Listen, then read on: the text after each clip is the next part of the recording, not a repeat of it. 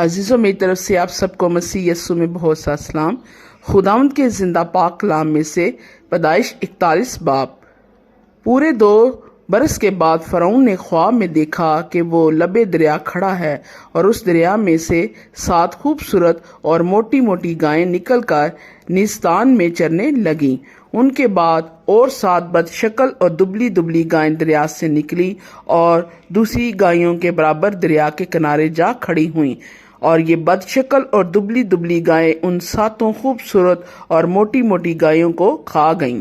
तब फ़िरौन जाग उठा और वो फिर सो गया, और उसने दूसरा ख्वाब देखा कि एक डंडीन में अनाज की 7 मोटी और छोटी छोटी बाली निकली। उनके बाद और 7 पतली और पूर्वी हवा की मारी मुरझाई हुई बालियां निकली। ये पतली बालियां उन 7 मोटी और भरी हुई बालियों को निगल गईं, और फ़िरौन जाग गया और उसे मालूम हुआ कि ये ख्वाब था, और सुबह को यूं हुआ कि उसका जी घबराया। तब उसने मिस्र के सब जादूगरों और सब दानिशमंदों को बुलवा भेजा और अपना ख्वाब उनको बताया, पर उनमें से कोई फ़िरौन के आगे उनकी ताबीर ना कर सका। उस वक्त सरदार साकी ने फ़िरौन से कहा कि मेरी खताएं आज मुझे याद आईं। जब फ़िरौन अपने खादमों से नाराज था और उसने मुझे और सरदार नानपस को जलवादारों के सरदार के घर में नज़रबंद करवा दिया, तो मैंने और उसके एक ही रात में एक एक ख्वाब देखा। ये ख्वाब हमने अपने अपने होनहार के मुताबिक देखे। वहाँ एक इब्री जवान जलूदारों के सरदारों का नौकर हमारे साथ था। हमने उसे अपने ख्वाब बताए और उसने उनकी ताबीर की, और हम में से हर एक को हमारे ख्वाब के मुताबिक उसने ताबीर बताई, और जो ताबीर उसने बताई थी वैसा ही हुआ, क्योंकि मुझे तो उसने मेरे मनसब पर बहाल किया था और उसे फांसी दी थी। तब फ़िरौन ने यूसुफ को बुला भेजा, सो उन्होंने जल्द उसे कैद खाने से बाहर निकाला, और उसने हजामत बनवाई और कपड़े बदल कर फ़िरौन के सामने आया। फ़िरौन ने यूसुफ से कहा, मैंने एक ख्वाब देखा है जिसकी ताबीर कोई नहीं कर सकता, और मुझसे तेरे बारे में कहते हैं कि तू ख्वाब को सुनकर उसकी ताबीर करता है। यूसुफ ने फ़िरौन को जवाब दिया, मैं कुछ नहीं जानता, खुदा ही फ़िरौन को सलामती बख्श जवाब देगा। तब फ़िरौन ने यूसुफ से कहा, मैंने ख्वाब में देखा है कि मैं दरिया के किनारे खड़ा हूँ, और उसमें दरिया में से 7 मोटी और खूबसूरत गायें निकलकर नीलिस्तान में चरने लगी। उनके बाद और 7 खराब और नहायत बदशक्ल दुबली गायें निकलीं, और वो इस कदर बुरी थी कि मैंने सारे मुल्क मिस्र में ऐसी कभी नहीं देखी। और वह दुबली और बदशक्ल गायें उन पहली 7 मोटी गायों को खा गईं, और उनके खा जाने के बाद ये मालूम भी नहीं होता था कि उन्होंने उनको खा लिया है, बल्कि वो पहले की तरह जैसी की तैसी बदशक्ल रहीं।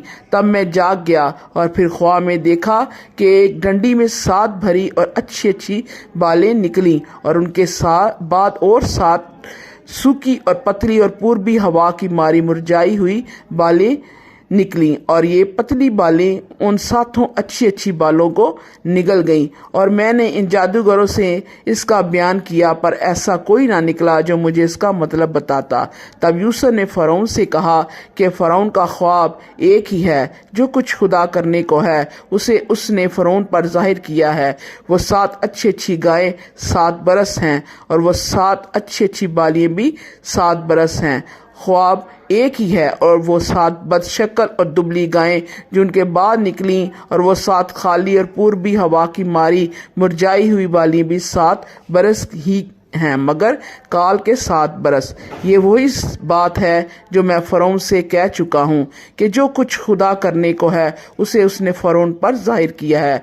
और देख, सारे मुल्क मिस्र में 7 बरस तो पैदावार कसीर के होंगे, उसके बाद 7 बरस काल के आएंगे, और तमाम मुल्क मिस्र में लोग इस सारी पैदावार को भूल जाएंगे, और ये काल मुल्क को तबाह कर देगा, और अर्जानी मुल्क में याद भी नहीं रहेगी, क्योंकि जो काल बाद में पड़ेगा वह नहायत ही सख्त होगा।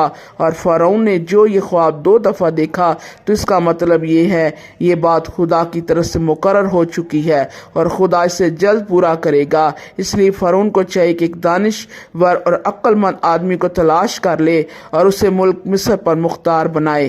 फ़िरौन ये करे ताकि उस आदमी को इख्तियार हो कि वो मुल्क में नाजरीन روح کو مقرر کرے اور ارزانی کے 7 برسوں میں 7 ملک مصر کی پیداوار کا 5واں حصہ لے لے، اور وہ ان اچھے برسوں میں جو آتے ہیں سب کھانے کی چیزیں جمع کرے، اور شہر شہر میں غلہ جو فرعون کے اختیار میں ہو خورش کے لیے فراہم کر کے اس کی حفاظت کرے۔ یہی غلہ ملک کے لیے ذخیرہ ہوگا، اور 7 برس کے لیے جب تک ملک میں کال رہے گا کافی ہوگا، تاکہ کال کی وجہ سے ملک برباد نہ ہو جائے۔ یہ بات فرعون اور اس کے سب خادموں کو پسند آئی، سو فرعون اپنے خادموں سے کہا، کیا ہم کو ایسا آدمی جیسا یہ ہے جس میں خدا کی روح ہے مل سکتا ہے؟